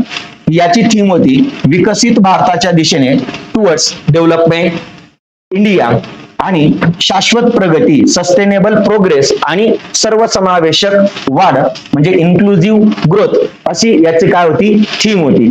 2018-19 मध्ये जो पहिल्यांदा मोजण्यात आला होता तेव्हा स्कोर होता 57, म्हणजे 1.0 मध्ये स्कोर होता 57. 19-20 मध्ये जो 2.0 आला त्याच्यामध्ये गुण होते 60. त्याच्यानंतर 20-21 मध्ये जो तिसरा आला 3.0 त्याच्यामध्ये गुण होते 66. 23-24 मध्ये जो चौथा इंडेक्स आला त्याच्यामध्ये गुण होते 71. ओके, हे गुण आपल्याला लक्षात ठेवावे लागतील. मग तुम्हाला बोललो टॉप स्कोर पहिलं बघा, तुम्हाला बोललो उत्तराखंड आणि केरळ यांना दोघांना 79 गुण प्राप्त झालेले आणि ते पहिल्या नंबरला आहे. 2 नंबर बघा, आता 2 नंबर तामिळनाडू येणार आणि महाराष्ट्राला गुण किती भेटलेले आहेत, 73. सर्वात कमी कोण आहे, तर बिहार. बघा सर्वात शेवटचं राज्य कोणतं आहे, बिहार. बिहारला 57 गुण आहे. त्याच्या खाली कोण आहे, झारखंड. झारखंड खाली कोण आहे, नागालँड आहे. ओके, मग हे झालं राज्यांदरम्यान. मग केंद्रशासित प्रदेशांमध्ये सर्वात जास्त गुण चंदीगडला आहे, तर सर्वात कमी गुण कोणाला आहे, लडाख या राज्याला आहे. ओके, पुढे जाऊया. हा निर्देशांक तुमच्यासाठी महत्वाचा आहे. मग तुम्हाला बोललो होतो की उद्दिष्ट क्रमांक 6 ज्याच्यामध्ये स्वच्छ पाणी आणि स्वच्छतेशी संबंधित होता, आणि 7 परवडण्याजोगे स्वच्छ ऊर्जा याच्याशी संबंधित होता. या दोघांमध्ये केलेल्या गुणांमुळे आपल्याला 71 गुण प्राप्त झालेले आहेत. हे अगदी करेक्ट स्टेटमेंट आहे. सर्वात उत्कृष्ट कामगिरी करणारे जे राज्य आहे तर केरळ आणि उत्तराखंड आहे. बरोबर. त्यानंतर सगळ्यात महत्वाचं अग्रस्थानी म्हणजे ऍस्पिरंट गटामध्ये पूर्वी मागच्या आवृत्तीमध्ये 2000 म्हणजे आपली जी 3.0 होता, 3.0 मध्ये ऍस्पिरंट गटामध्ये 22 राज्य होते. यावेळी ऍस्पिरंट गटामध्ये म्हणजे 4.0 मध्ये डायरेक्ट 32 राज्यांचा समावेश झालेला आहे, राज्य आणि केंद्रशासित प्रदेशांचा. ओके. लक्षणीय सुधारणा कोणत्या राज्यामध्ये पाहायला भेटते तर अरुणाचल प्रदेश असेल, आसाम असेल, छत्तीसगड असेल, मणिपूर असेल, उत्तर प्रदेश असेल, यांचा नव्याने काय झालेला आहे समावेश झालेला आहे. आणि ध्येय क्रमांक 13 मध्ये सुधारणा घडवून आणलेली आहे. त्याच्यामुळे भारताला 13 गुणांची लक्षणीय काय झालेली होती वाढ पाहायला भेटते आहे. पुढे जाऊया. आता बघा राज्यसेवा पूर्व परीक्षा 2024 याच्यामध्ये काय म्हटलेले ऊर्जेच्या निर्मितीमध्ये पर्यावरणाच्या ऱ्हासापेक्षा डॅश डॅश विकासाला जास्त महत्व दिलं जातं. तर साहजिक गोष्ट आहे मित्रांनो, ऊर्जेच्या निर्मिती जर आपल्याला करायची असणार आहे तर त्याच्यामध्ये पर्यावरणाचा ऱ्हास तर होणारच आहे. मग तरी सुद्धा पर्यावरणाच्या ऱ्हासाला जास्त महत्व दिलं जात नसून इथं मानवाचा विकास होणं गरजेचं आहे. त्यामुळे मानवाचा विकास होण्यासाठी थोड्याफार प्रमाणामध्ये पर्यावरणाचा ऱ्हास होणारच आहे. त्यामुळे याचं उत्तर सरळ सरळ काय असणार आहे, मानव या विकासाला जास्त प्राधान्य दिलं जातं. ओके. याच्या संदर्भात काही विशेष महत्व नाहीये. राज्यसेवा पूर्व परीक्षा 2025 बघा, खालील विधान विचारात घ्या. लिंगाधारित मानव विकास निर्देशांक म्हणजे जेंडर डेव्हलपमेंट इंडेक्स विषयी आपल्याला स्टेटमेंट दिलेली आहे. आणि त्याच्यामध्ये काय स्टेटमेंट दिलेलं आहे की आरोग्य, शिक्षण, सबलीकरण, श्रम बाजार यांचा संयुक्तिक निर्देशांक आहे.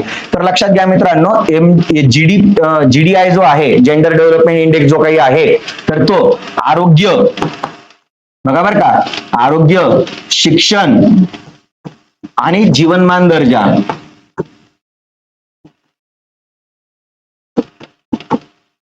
लिव्हिंग स्टँडर्ड या घटकांच्या आधारावर मोजला जातो. बरोबर. त्याच्यामध्ये सबलीकरण येत नाही, त्याच्यामध्ये श्रम बाजार येत नाही. म्हणून पहिलं स्टेटमेंट काय आहे, चुकीचं आहे. बरोबर. जर इथं लिंगाधारित मानव विकास निर्देशांकाच्या ऐवजी बरोबर GII असता, जेंडर इनइक्वॅलिटी इंडेक्स म्हणजे लैंगिक असमानता निर्देशांक असता, लैंगिक असमानता निर्देशांक असता तर स्टेटमेंट करेक्ट होतं. पण त्यांनी दिलं कोणतं आहे, लिंगाधारित मानव विकास निर्देशांक, ज्याला जेंडर डेव्हलपमेंट इंडेक्स म्हटलं जातं. आणि जेंडर डेव्हलपमेंट इंडेक्स फक्त 3च घटकांवर मोजला जातो, आरोग्य, शिक्षण आणि जीवनमानाचा दर्जा. आणि इथं सबलीकरण आणि श्रम बाजार 2 एक्स्ट्रा घटक दिसत आहेत, म्हणून हे विधान काय आहे, चुकीचं आहे. पुढं वरील 4 घटकांचा विचार केल्यास म्हणजे आरोग्य, शिक्षण, सबलीकरण, श्रम बाजार या 4 घटकांचा विचार केला तर स्त्री आणि पुरुष यांच्यामधील जी असमानता आहे या असमानतेचा मानव विकासावर प्रतिकूल परिणाम होतो. तर बरोबर आहे ना मित्रांनो, होणारच आहे. जर या 4 घटकांमध्ये स्त्री आणि पुरुष यांच्यामध्ये मोठ्या प्रमाणामध्ये जर तफावत असेल तर साहजिक गोष्ट आहे याचा मानवाच्या विकासावर प्रतिकूल परिणाम होणारच आहे. म्हणजे ब स्टेटमेंट अगदी करेक्ट आहे. म्हणून याचा एक्झॅक्ट आन्सर काय असणार आहे, फक्त ब बरोबर असणार आहे. ओके. पुढे जाऊया. मग जेंडर डेव्हलपमेंट इंडेक्स शिकून घेऊया. जेंडर डेव्हलपमेंट इंडेक्स मी तुम्हाला अगोदरच बोललेलो होतो की हा जो जेंडर डेव्हलपमेंट इंडेक्स आहे हा 2014 पासून प्रकाशित केला जातो. यासाठी आरोग्य, शिक्षण आणि जीवनमानाचा दर्जा या 3 घटकांवरून मोजला जातो. जिथं आरोग्याशी संबंधित जन्माच्या वेळचं महिला आणि पुरुषांचं आयुर्मान विचारात घेतलं जातं. शिक्षणाशी संबंधित सरासरी शालेय वर्ष आणि अपेक्षित शालेय वर्ष विचारात घेतलं जातं. जीवनमानाच्या दर्जाशी संबंधित महिला आणि पुरुषांचं उत्पन्नामधलं अंतर विचारात घेतलं जातं की ज्याच्यासाठी पर कॅपिटा GNI विचारात घेतला जातो. आणि लक्षात ठेवा, GDIचं मूल्य जेवढं जास्त असेल तेवढी स्त्री आणि पुरुषांतील समानता कशी मानली जाते, जास्त मानली जाते. बरोबर. स्त्री आणि पुरुष यांच्यामधली समानता कशी मानली जाते, जास्त मानली जाते. पुढे बघा, लिंग भाव विकास निर्देशांक हा स्त्री आणि पुरुष यांच्या मानव निर्देशांकाचे गुणोत्तर असते. बरोबर आहे. म्हणजे जर आपण स्त्रियांचा HDI घेतला स्त्रियांचा HDI घ्यायचा आणि बरोबर पुरुषांचा HDI घ्यायचा. बरोबर. तर यांचा भागाकार म्हणजेच लिंगभाव विकास निर्देशांक असतो. तर हे स्टेटमेंट अगदी करेक्ट आहे. बरोबर. या दोघांचा भागाकार म्हणजे GDI असतो. अगदी करेक्ट आहे. दुसरं, जर वरील गुणोत्तर 1च्या जवळ असेल, जर वरील गुणोत्तर 1च्या जवळ असेल तर त्या देशामध्ये स्त्री आणि पुरुषांत मानव विकासाची दरी कशी मानली जाते? जास्त मानली जाते. कशी मानली जाते? जास्त मानली जाते. तर मी आता तुम्हाला आता लास्ट स्टेटमेंट कडे या रे. इथं बघा काय म्हटलं, GDIचं मूल्य जेवढं जास्त असेल तेवढी स्त्री आणि पुरुषांमध्ये काय मानली जाते? समानता मानली जाते. म्हणजे 1च्या जवळ जर गुण प्राप्त होत असेल तर जास्तीत जास्त काय असेल? समानता असेल. मग इथं काय म्हटलेलं आहे तुम्हाला? ही दरी कशी असेल? जास्त. मग हे बी स्टेटमेंट काय देण्यात आलेले आहे? चुकीचं देण्यात आलेले आहे. म्हणजे करेक्ट स्टेटमेंट काय? फक्त अ बरोबर आहे. ओके, पुढे जाऊया. पुढचा प्रश्न बघा. खालील विधान विचारात घ्या. अमर्त्य सेन यांना मानव विकास निर्देशांकाचं जनक मानलं जातं? तर नाही मित्रांनो, अमर्त्य सेन यांना नव्हे, तर मेहबूब उल हक, मेहबूब उल हक यांना मानव विकास निर्देशांकाचं जनक मानलं जातं. ह्युमन डेव्हलपमेंट इंडेक्सचं जनक मानलं जातं. तर हे विधान चुकीचं आहे. पुढं 2010 पासून हा निर्देशांक बरोबर जन्माच्या वेळेचे आयुर्मान, सरासरी व अपेक्षित शालेय वर्ष आणि दरडोई स्थूल राष्ट्रीय उत्पन्नावरून मोजला जातो. आता इथे एक करेक्शन करून घ्या. मानव विकास निर्देशांक, मानव विकास निर्देशांक, निर्देशांकाविषयी खालील विधान विचारात घ्या असा तो प्रश्न आहे. काय प्रश्न आहे? मानव विकास निर्देशांकाविषयी खालील विधान विचारात घ्या असा तो प्रश्न आहे. ओके, मग इथं म्हटलेलं आहे की अमर्त्य सेन यांना मानव विकास निर्देशांकाचं जनक मानलं जातं? तर नाही, मेहबूब उल हक यांना मानलं जातं. पुढं 2010 पासून हा निर्देशांक जन्माचा वेळचा आयुर्मान करेक्ट आहे. सरासरी व अपेक्षित शालेय वर्ष हे पण करेक्ट आहे. आणि दरडोई स्थूल राष्ट्रीय उत्पन्नावरून मोजला जातो. तर अगदी करेक्ट आहे. तर हे बी स्टेटमेंट काय आहे? करेक्ट आहे. 0.700 पेक्षा जास्त गुण प्राप्त करणाऱ्या देशांना अति उच्च मानव विकासात गटात मांडलं जातं? तर नाही मित्रांनो. तर लक्षात घ्या, इथं देशांचं क्रम कसा करण्यात आलेला आहे? लक्षात घ्या. 0.550 ते 600, 0.600 याला निम्न किंवा कमी उत्पन्न गट म्हटला जातो. त्याच्यानंतर 0.601 ते 0.700 बरोबर याला मध्यम मानला जातो, मध्यम मानव विकास गट मानला जातो. त्याच्यानंतर 0.701 ते 0.800 याला उच्च मानव विकास गट मानला जातो. आणि 0.801 ते 0.900 याला अति उच्च किंवा 0.800 पेक्षा जास्त अति उच्च मानव विकास गट मानला जातो. म्हणून इथं 0.700 पेक्षा जास्तला काय म्हटलेलं आहे? अति उच्च. तर अति उच्चासाठी किती लागतं रे मित्रांनो? बघा, याला अति उच्च म्हटलं जातं. म्हणजे 0.800 पेक्षा कसा पाहिजे? गुण जास्त पाहिजे. मग इथं चुकीचं दिलेलं आहे. तुम्हाला विचारलेलं आहे की कोणतं करेक्ट स्टेटमेंट आहे? तर इथं फक्त बी हे विधान काय आहे? बरोबर आहे. ए आणि सी विधान काय आहे? चुकीचं आहे. पुढे जाऊया. मग ह्युमन डेव्हलपमेंट इंडेक्स हा जो कन्सेप्ट आहे हा 1990च्या दशकापासून काय केला जात आहे? ही म्हणजे 1990च्या दशकातली कन्सेप्ट होती आणि 1990 मध्ये पहिल्यांदा याला प्रकाशित करण्यात आलेलं होतं. याचे जनक मेहबूब उल हक आहे. याच्यामध्ये 3 महत्वाचे इंडिकेटर्स आहेत. आरोग्य, शिक्षण आणि जीवनमानाचा दर्जा, तेच ते महत्वाचे इंडिकेटर आहेत. आणि इथं असं म्हटलेलं आहे की HDIचं मूल्य जेवढं जास्त तेवढा त्या देशातील मानव विकास कसा असतो? जास्त असतो. म्हणजे HDIचं मूल्य कसं पाहिजे? जास्तीत जास्त पाहिजे. बरोबर. जेवढं जास्तीत जास्त असेल तेवढी समानता कशी असते? जास्तीत जास्त असते. ओके, पुढे बघा. मग मानव विकास निर्देशांक जो 2025चा आता लेटेस्टचा जाहीर झालेला आहे त्याबद्दल येणाऱ्या एक्झाम मध्ये प्रश्न पाहायला मिळू शकतो की मानव विकास निर्देशांक 2025 नुसार भारत कितव्या क्रमांकावर आहे? तर लक्षात घ्या की 2025 ची जी थीम होती तिचा निवडीचा प्रश्न AI च्या युगातील लोक आणि शक्यता अशी या वर्षाची थीम होती. या निर्देशांकानुसार पहिले जे 3 देश आहे त्याच्यामध्ये आईसलँड 1 नंबरला आहे, नॉर्वे 2 नंबरला आहे, स्वित्झर्लंड 3 नंबरला आहे.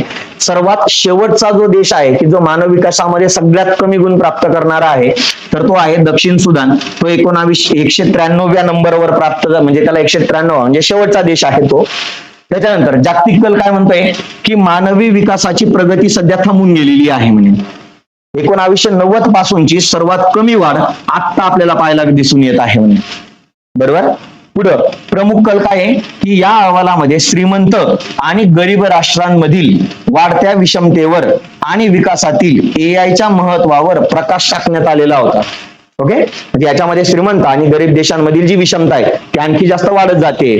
बरोबर. आणि एआयचं युग कसं निर्माण होत जात आहे यावर प्रकाश टाकण्यात आलेला होता. मग या अहवालामध्ये भारताची कामगिरी काय आहे तर लक्षात घ्या की भारताला या अहवालानुसार 0.685 गुण प्राप्त करून भारत 193 देशांच्या यादीमध्ये 130व्या क्रमांकावर आहे. बरोबर. आणि मागील वर्षी आपला जो स्कोर होता तो 0.676 होता, तो आता 685 झालाय, म्हणजे वाढ झालेली आहे. पुढचं भारत हा मध्यम मानवी विकास गटामध्ये येत आहे. ओके, सुधारणा बघा की 1990 मध्ये भारतातल्या सरासरी व्यक्तीचं जीवनमान होतं फक्त 58 वर्ष, ते 2023 मध्ये वाढून अप्रॉक्सिमेट 72 वर्षांपर्यंत वाढलेलं आहे. दुसरं शिक्षणामध्ये आणि बघा बरं का, शिक्षण आणि दरडोई सकल उत्पन्नामध्ये आपली काय झालेली आहे, वाढ झालेली आहे. त्यानंतर 1990 ते 2023 या कालखंडामध्ये भारताच्या मानव विकास निर्देशांकामध्ये जवळजवळ 48.4% एवढी वाढ झालेली आहे. बरोबर. लास्ट शेजारील देशांचा जर आपण विचार केला तर यामध्ये चीन 75वा आहे, श्रीलंका 78वा आहे, भूतान 127वा आहे. ओके. पुढे बघा, पुढचा प्रश्न बघा, राज्यसेवा पूर्व परीक्षा 2022. ओके, या प्रश्नामध्ये काय म्हटलेलं आहे तर आता हा प्रश्न देण्यात आलेला आहे GII शी संबंधित आहे, लैंगिक असमानता निर्देशांक. बरोबर. GII याच्यामध्ये आरोग्य आहे, सक्षमीकरण आहे व श्रम बाजारपेठ याच्यातील लिंग भाव फरकाची कल्पना GII मुळे येते. तर अगदी करेक्ट स्टेटमेंट दिलेलं आहे. बरोबर. त्याच्यानंतर GII चे उच्च मूल्य प्रत्यक्षात लिंगभाव असमानतेची तीव्रता दर्शविते. पुढं प्रत्येक लिंग गटाला मिळालेल्या संसदीय जागांचा वाटा हा सक्षमीकरणाचे आंशिक मापन करतो. त्याच्यामुळे बघा बरं का, GII चे उच्च मूल्य, GII जेवढा जास्त असेल तेवढी लिंगभाव असमानतेची काय असते, तीव्रता असते. म्हणजे जेवढं GII मूल्य जास्त येणार तेवढी लैंगिक आधारावर जी विषमता असणार आहे ती सर्वात कशी असणार आहे, जास्त असणार आहे. म्हणून ब स्टेटमेंट पण करेक्ट आहे. पुढचं की प्रत्येक लिंग गटाला मिळालेल्या संसदीय जागांचा वाटप हा सक्षमीकरणाचा आंशिक मापन करतो. तर हे पण अगदी करेक्ट आहे मित्रांनो. बरोबर. तिघच्या तिघ स्टेटमेंट काय आहे, करेक्ट आहे. म्हणून याचं उत्तर येणार आहे वरील पैकी सर्व याचं उत्तर येणार आहे. ओके. आता हा GII आपण व्यवस्थित शिकून घेऊया. त्याच्यावर संभाव्य प्रश्न काय निर्माण केलेला आहे बघा.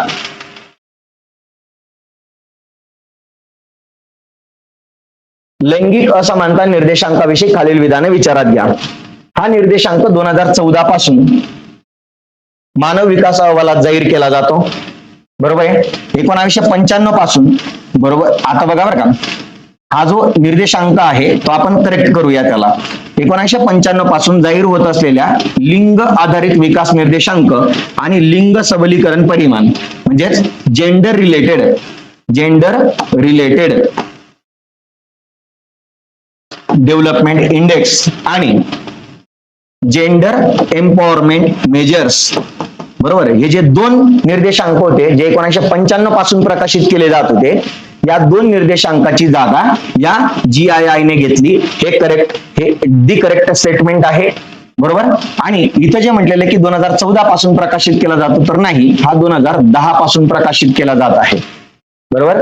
आणि तुम्हाला विचारलेलं कोणतं स्टेटमेंट करेक्ट आहे, तर इथं कोणतं करेक्ट स्टेटमेंट आहे, फक्त ब करेक्ट आहे, अ चुकीचं आहे. ओके. मग आता GII शिकून घेऊया. GII ही जी कन्सेप्ट आहे ती 2010 पासून लागू झालेली SDR मध्ये. SDR जो 2010 डिक्लेअर केलेला होता, या 2010च्या निर्देशांकामध्ये हा जाहीर करण्यात आला होता. याच्यामध्ये मी तुम्हाला बोललो 1995 पासून जाहीर होत असलेला जो GDI होता, जेंडर रिलेटेड डेव्हलपमेंट इंडेक्स होता, आणि जेंडर एम्पॉवरमेंट मेजर्स होता, या दोन निर्देशांकाची जागा GII ने घेतलेली होती. हा जो निर्देशांक आहे हा जनन आरोग्य, की ज्याच्यामध्ये माता मर्त्यता आणि किशोरवयीन जन्यता विचारात घेतली जाते. त्याच्यानंतर सबलीकरण, की ज्याच्यामध्ये संसदीय प्रतिनिधित्व आणि शैक्षणिक स्तर विचारात घेतला जातो. आणि श्रम बाजार म्हणजे देशाच्या श्रमशक्तीमध्ये स्त्रिय आणि पुरुष यांचं प्रमाण कसं आहे हे आपल्याला इथं काय केलं जातं, विचारात घेतलं जात असतं. ओके, म्हणून लक्षात ठेवा, जनन आरोग्य, सबलीकरण आणि श्रम बाजार या 3 घटकांवरून GII मोजला जातो. ओके, एवढं आपल्याला लक्षात ठेवायचं आहे. पुढे बघा, पुढचा प्रश्न, राज्यसेवा पूर्व परीक्षा 2022 जीवनाचा भौतिक गुणवत्ता निर्देशांक म्हणजे physical quality of life index okay मोजताना कोणता घटक विचारात घेतला जात नाही. PQLI विचारात घेताना बघा मित्रांनो, हा जो PQLI आहे हा विचारात घेताना अपेक्षित आयुर्मान विचारात घेतलं जातं, बाल मृत्यू विचारात घेतला जातो आणि साक्षरतेचा दर विचारात घेतला जातो. बरोबर, परंतु दरडोई उत्पन्न विचारात घेतलं जात नाही. म्हणून पर्याय क्रमांक किती येणार आहे, 2 येणार आहे. ऍक्च्युअली PQLI हा जो कन्सेप्ट आहे ओके हा याच्याबद्दल आपण डिटेलमध्ये समजून घेऊया, कारण की याच्यावरच पुढचा संभाव्य प्रश्न निर्माण होणार आहे. म्हणून आपल्याला माहिती पाहिजे की पुढचा प्रश्न कसा तयार होऊ शकतो. तर तुम्हाला काय विचारला जाणार, भौतिक जीवनमानाचा निर्देशांक PQLI ची संकल्पना खालीलपैकी कोणी विकसित केली. तर मग आता ही जी संकल्पना आहे ही विकसित केली होती मॉरिस डी मॉरिस यांनी 1923 मध्ये. कधी केली होती, 1923 मध्ये ही संकल्पना जारी केलेली होती. ओके, पुढे बघा, मग हा कन्सेप्ट काय आहे तर बघा 1979 मध्ये, बरोबर सॉरी मी तर काय बोललो 1923 बोललो का, ओके इथं करेक्शन करून घ्या, 1979 आहे. ओके, 1979 मध्ये हा कन्सेप्ट आणलेला होता यांनी. हा कन्सेप्ट काय आहे तर बघा, यांनी 23 देशांचा अभ्यास करून भौतिक जीवनमानाचा निर्देशांक तयार केला. ओके, पुढं मग हे मोजण्यासाठी सरासरी आयुर्मान किती आहे, अर्भक मृत्यू दर किती आहे, साक्षरतेचा दर किती आहे. अर्भक म्हणजे आता इथं घ्या बरं का, 0 ते 1 वयोगट, 1 वर्ष वयोगट बरं का. अर्भक म्हणजे इन्फंट मॉर्टॅलिटी रेट इथं विचारात घेतला जातो, लिटरेसी रेट विचारात घेतला जातो आणि या 3 महत्वाच्या घटकांवरून हा physical quality of life index calculate केला जातो, जो समाजातील मूलभूत मानवी कल्याणाचं सर्वसमावेशक उपाय काय करत असतो, प्रदान करत असतो. याच्यामध्ये असं म्हटलेलं आहे की जर PQLI चा स्कोर 0 ते 100 दरम्यान असतो, जेवढा स्कोर जास्त येणार तेवढी उच्च गुण बघा, जेवढे उच्च गुण प्राप्त होतील तेवढी जीवनमानाची उच्च गुणवत्ता दर्शविली जाते. जितके गुण जास्त तेवढी गुणवत्ता कशी असणार आहे, चांगली असणार आहे. पुढं PQLI म्हणजे बऱ्याच वेळा विकासाचा उपाय म्हणून GDP ला पर्याय म्हणून वापरला जातो. बरोबर, तर मग बघा आता पुढचा प्रश्न बघा, राज्यसेवा पूर्व परीक्षा 2021 ला काय प्रश्न होता, बरोबर विधान कोणतं आहे. 2019 च्या जागतिक विकास अहवालानुसार मानवी भांडवल निर्देशांक म्हणजे ह्युमन कॅपिटल इंडेक्स हा श्रमिकांच्या पुढील पिढ्यांच्या उत्पादकतेच्या संदर्भात सूचित केला जातो. तर अगदी बरोबर आहे मित्रांनो की ह्युमन कॅपिटल इंडेक्स म्हणजे आज जन्माला आलेलं बाळ देशाच्या विकासामध्ये काय योगदान देणार आहे, भविष्यामध्ये किती वर्ष योगदान देणार आहे याचं मोजमाप करण्याचं काम हा ह्युमन कॅपिटल इंडेक्स करतो. त्याच्यानंतर मानवी भांडवल निर्देशांक हा 0 व 1 च्या दरम्यान मोजला जातो. तर हे दोघं स्टेटमेंट काय आहेत मित्रांनो, करेक्ट आहे. अ आणि ब दोन्हीच्या दोन्ही काय आहे, बरोबर आहेत, असं याचं उत्तर असणार आहे. अ आणि ब काय आहे, दोघांच्या दोघं काय आहे, करेक्ट आहे. पर्याय क्रमांक किती येणार आहे, 4. हा पाहून घेऊया आपण हा काय आहे. तर याच्यानुसारच आपण पुढचा संभाव्य प्रश्न तयार केलेला आहे. तर मानवी भांडवल निर्देशांक जो रिसेंटली 2020 ला जाहीर झालेला आहे, ह्युमन कॅपिटल इंडेक्स 2020 लेटेस्टचा 20 चा निर्देशांक आहे. ओके, तर या निर्देशांकाविषयी खालील विधाने अभ्यासा. 2020च्या निर्देशांकानुसार भारत 174 देशांच्या यादीमध्ये 116व्या क्रमांकावर आहे. तर हे स्टेटमेंट अगदी करेक्ट देण्यात आलेलं आहे. ओके, यानुसार भारताने आपले अर्धे संभाव्य मानवी भांडवल गमावलेले आहे. याचा अर्थ भारताचा जो स्कोर आलेला आहे हा 0.49 आलेला आहे. किती आलेला आहे, 0.49 आलेला आहे. याचा अर्थ काय आहे रे, मी तुम्हाला बोललो की जेवढं जास्त बघा बरं का, आताच आपण बोललो HCIचं जे मूल्य असतं बरोबर, ते जेवढं कमीत कमी येणार तेवढं चांगलं आहे आणि जेवढं जास्त येणार तेवढं वाईट आहे. मग आता बघा, याच्यामध्ये याचा अर्थ असा आहे की भारताने जवळजवळ 0.49 म्हणजे काय, भारताची जवळजवळ अर्धी लोकसंख्या देशाच्या विकासामध्ये अजिबात पुढे जाऊन योगदान देणार नाहीये, असा त्याचा अर्थ होतोय. बरोबर. म्हणून लक्षात ठेवा की ब स्टेटमेंट सुद्धा काय आहे, करेक्ट आहे. म्हणून इथं दोघंच्या दोघं स्टेटमेंट काय आहे, करेक्ट आहे. आपल्याला विचारलेले अ आणि ब दोन्ही योग्य. पर्याय क्रमांक किती येणार आहे, 4 येणार आहे. जसं बघा, आपण डिटेल मध्ये जाऊया. हा जो ह्युमन कॅपिटल इंडेक्स आहे, हा ह्युमन कॅपिटल इंडेक्स 2018 पासून कोण मोजत आहे, वर्ल्ड बँक मोजत आहे. बरोबर. पुढं उद्देश काय आहे हा मोजण्याचा, तर बघा, सध्याच्या आरोग्य आणि शिक्षण क्षेत्रातील ज्या काही कमतरता निर्माण होत आहेत, यामुळे भविष्यातील कामगारांची उत्पादकता कशी कमी करतात. बरोबर. कारण की जर आता मला चांगलं आरोग्य शिक्षण प्राप्त झालं नाही, तर निश्चितपणे मी भविष्यामध्ये चांगली उत्पादकता निर्माण करू शकणार नाही. बरोबर. कमी करतात. हे देशांना समजण्यास यामुळे काय होते, मदत होते. हे अधोरेखित करण्यासाठी हा मोजला जात असतो. तसंच आर्थिक वाढीला चालना देण्यासाठी धोरणात्मक हस्तक्षेपांची गरज कुठे आहे, हे सुद्धा सरकारला ओळखता येतं. ओके. पुढे बघा, मग हा घटक मोजण्यासाठी 3 महत्वाचे इंडिकेटर्स यूज केले जातात. पहिलं आहे जगण्याची शक्यता, ज्याला सर्व्हायव्हल म्हटलं जातं, की ज्याच्यामध्ये बालमृत्यूचं प्रमाण विचारात घेतलं जातं. दुसरं आहे शिक्षण. शिक्षणामध्ये अपेक्षित शालेय वर्ष आणि प्रत्यक्ष शालेय वर्ष विचारात घेतले जातात. आणि आरोग्यामध्ये तिसरा महत्वाचा इंडिकेटर आहे की ज्याच्यामध्ये प्रौढांचा जगण्याचा दर, म्हणजे प्रौढ सरासरी भारतामध्ये किती वर्ष जगतायत आणि बालपणीच्या खुंटलेल्या वाढीचा दर किती आहे, हे दर विचारात घेऊन हा HCI काय केला जात असतो, मोजला जात असतो. ओके.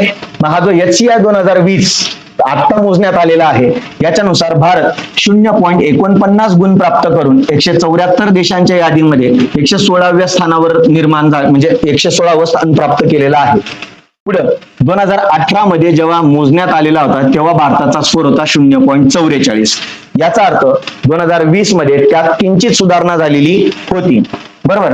म्हणजेच 1 गुण, म्हणजे बघा, जर 1 गुण प्राप्त झालं तर आज जन्मलेलं मूल पूर्ण आरोग्य आणि शिक्षण मिळवून भविष्यात कमाल उत्पादकता गाठू शकतो. म्हणजे जेवढे चांगले गुण प्राप्त होतील, जेवढे जास्त गुण प्राप्त होतील, तेवढी उत्पादकता व्यक्तींची कशी असेल, जास्त असेल. आणि 0.5 गुण म्हणजे जर 50%, म्हणजे जर आपल्याला गुण प्राप्त होत असतील, तर हे दर्शवतात की एखादा देश आपले अर्धे संभाव्य मानवी भांडवल काय करत आहे, गमवत आहे. याचा अर्थ काय, की देशासाठी अर्धीच जी काही लोकसंख्या आहे तीच देशामध्ये उत्पादनात काय देते, योगदान देते. देशामध्ये अर्धी लोकसंख्या उत्पादनात योगदान देत नाहीये, असा त्याचा अर्थ होतो. ओके. म्हणून भारताचा स्कोर मी तुम्हाला बोललो ना, किती आहे, 0.49. म्हणजे जवळजवळ आपली निम्मी लोकसंख्या देशाच्या योगदानात कामात येत नाहीये. पुढे बघा, मग शीर्ष देश म्हणजे सर्वोच्च देश कोणता आहे, सिंगापूर आहे. 2 नंबर हाँगकाँग आहे. 3 नंबर जपान आहे. सर्वात शेवटचा देश 174वा नायजर आहे. मग कोविड 2019चा प्रभाव काय झाला, की 2020चा जो अहवाल होता, हा विशेषतः human capital in time of कोविड-19 या विषयावर आधारित होता. आणि यामध्ये महामारीमुळे आरोग्य आणि शिक्षणातील प्रगती रोखल्याचं अधोरेखित केलेलं होतं. ओके. असा होता हा HCI 2020 चा. ओके. तर एवढे संभाव्य प्रश्न होते. एवढ्या संभाव्य प्रश्न तुम्ही करेक्ट करून द्या. प्रत्येक क्वेश्चन तुम्ही व्यवस्थित एकदा आवर्जून पॉज करून परत एकदा रिपीट करून काय करायचं आहे, बघायचं आहे. ओके. आणि यामुळे या संपूर्ण शाश्वत आणि मानव विकास या चॅप्टरची तुमची पूर्ण रिव्हिजन या व्हिडिओ मधून होणार आहे. त्यामुळे या व्हिडिओला लाईक, कमेंट आणि शेअर करायला विसरायचं नाहीये. जे विद्यार्थी राज्यसेवा पूर्व परीक्षा 2027 किंवा राज्यसेवा 2027 ची तयारी करत आहेत, अशा विद्यार्थ्यांसाठी आपण एक समर्पण बॅच लॉन्च करत आहोत, पूर्व प्लस मुख्य परीक्षेशी संबंधित. याच्यामध्ये आम्ही सर्व फॅकल्टीज जे आहोत, ज्यांनी UPSC MPSC चे 3-3, 4-4 इंटरव्ह्यूज दिलेले आहेत, असे सर्व फॅकल्टी इथं तुम्हाला शिकत टीचिंग करणार आहे. या बॅच मध्ये वैशिष्ट्य असं असणार आहे, प्रिलिम्स मेन्स असा सिलेबस असणार आहे. आन्सर रायटिंग इथं प्रॉपर करून घेतली जाणार आहे. PYQ अनालिसिस करून घेतलं जाणार आहे. स्टडी नोट्स प्रोव्हाइड केल्या जातील. टेस्ट सिरीज प्रोव्हाइड केली जाणार आहे. मेंटरशिप देखील तुम्हाला इथं प्रदान केली जाणार आहे. त्यासोबतच तुम्हाला इथं लाईफ टाइम व्हॅलिडिटी असणार आहे बॅचेसची. दुसरं, बेसिक टू ऍडव्हान्स टीचिंग असणार आहे. आणि टोटली NCERT बेस्ड तुमचं कॉन्सेप्ट क्लिअरिटी असणार आहे. ओके. यासाठी तुम्हाला काय करायचं आहे, आपल्या प्ले स्टोअर मध्ये जाऊन किंवा ऍपल स्टोअर मध्ये जाऊन तुम्हाला आपलं ऍप डाउनलोड करायचं आहे. ओके, आणि जर तुम्हाला कोर्स परचेस करायचा असेल तर कोर्स परचेस साठी तुम्ही सुशील सर हा कुपन कोड यूज करू शकतात. आपल्या नागपूर आणि पुणे या 2 ठिकाणी ब्रांचेस आहेत आणि आपल्या व्हिडिओच्या ज्या काही लेक्चरचे जे काही पीडीएफ असतात त्या पीडीएफ प्राप्त करण्यासाठी तुम्हाला हा QR कोड काय करायचा आहे, डाउनलोड करायचा किंवा QR कोड स्कॅन करा, तुम्हाला पीडीएफ मिळून जातील. ओके, ऍडमिशन साठी तुम्हाला या नंबरवर संपर्क साधायचा आहे. ओके, चला थांबूया मित्रांनो, भेटूया पुढच्या व्हिडिओमध्ये. तत्पूर्वी धन्यवाद, बाय बाय मित्रांनो.